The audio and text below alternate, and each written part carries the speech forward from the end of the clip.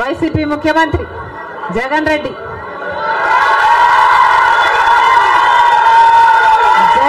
గారు చేసిన అప్పులు 3 లక్షల కోట్లకు పైని.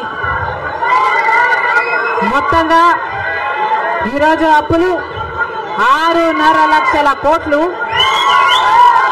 రాష్ట్రానికి చెందిన అప్పులు, కార్పొరేషన్లకు చెందిన లోన్లు చెల్లించాల్సినవన్నీ కలుపుకుంటే 10 లక్షల కోట్ల అప్పుల భారం ఆంధ్ర రాష్ట్రం మీద ఉంది.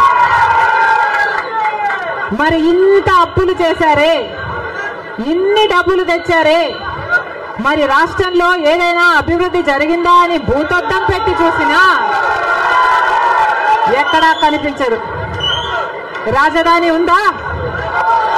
రాజధాని కట్టగలిగారా? రాజధాని కట్టడానికి డబ్బులు లేవు. ప్రతిపక్షంలో ఉండగా జగన్ రెడ్డి గారు చెప్పిన మాట, మేము అవిశ్వాస తీర్మానం ప్రవేశపెడతాము, తెలుగుదేశం పార్టీ ఎంపీలు అందరూ కూడా మద్దతు ఇవ్వండి, మూకుమ్మడి రాజీనామాలు చేస్తే స్పెషల్ స్టేటస్ ఎందుకు రాదో చూస్తారన్నాడు జగన్ రెడ్డి.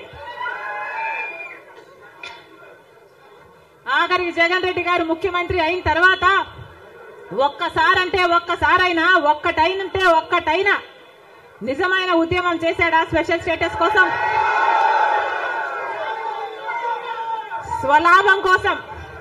స్వలాభం కోసం రాష్ట్ర ప్రయోజనాలను తాకట్టు పెట్టింది వైసీపీ.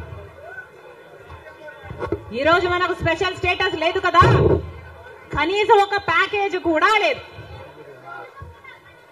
ఉన్న ప్రభుత్వమైనా ప్రతిపక్షమైనా ఒక్కటంటే ఒక్క నిజమైన ఉద్యమం చేసింది లేదు. జగన్ రెడ్డి గారు వచ్చారు, 1 కాదు 3 రాజధానిలు అన్నారు. పోనీ 3 రాజధానిలు అయ్యాయా అంటే ఒక్కటి కూడా లేదు. ఈరోజు మనకు రాజధాని ఏది అంటే ఏదో మనకే అర్థం కాని పరిస్థితి. ఒకటైనా ఉందా అంటే ఏదీ లేదు, ఒక్కటి కూడా లేదు. మరి ఏమి సాధించుకున్నట్టు?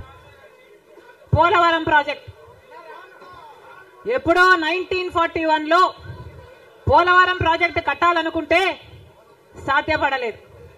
ఆఖరికి రాజశేఖర్ రెడ్డి గారు ముఖ్యమంత్రి అయిన 2004లో రాజశేఖర్ రెడ్డి గారు జలయజ్ఞంలో భాగంగా పోలవరం ప్రాజెక్టును స్థాపించడం జరిగింది. రాజశేఖర్ రెడ్డి గారు ముఖ్యమంత్రిగా ఉండగా పోలవరం ప్రాజెక్టు చెందిన కుడి ఎడమ కాలువల పనులు కూడా చాలా శాతం చేశారు రాజశేఖర్ రెడ్డి గారు. మన దురదృష్టం రాజశేఖర్ రెడ్డి గారు వెళ్ళిపోయారు. ఆయన చనిపోయాక ఆఖరికి మణిపూర్ లో ఎంతమంది క్రైస్తవులను 2,000 చర్చిలను ధ్వంసం చేసిన, 60,000 క్రైస్తవులని నిర్వాసితులను చేసిన, కనీసం అప్పుడు కూడా జగన్ రెడ్డి గారు క్రైస్తవుడు అయ్యుండి కూడా ఒక్కసారి కూడా మణిపూర్ ఘటన మీదే మాట్లాడలేదు. మరి క్రైస్తవుల కడుపు మండిపోదా? క్రైస్తవులకు మనసు లేదా? క్రైస్తవులు మనుషులు కారా? మనుషులు చచ్చిపోతున్నా మీరు పట్టించుకోకుండా బీజేపీకి మద్దతు ఇస్తున్నారంటే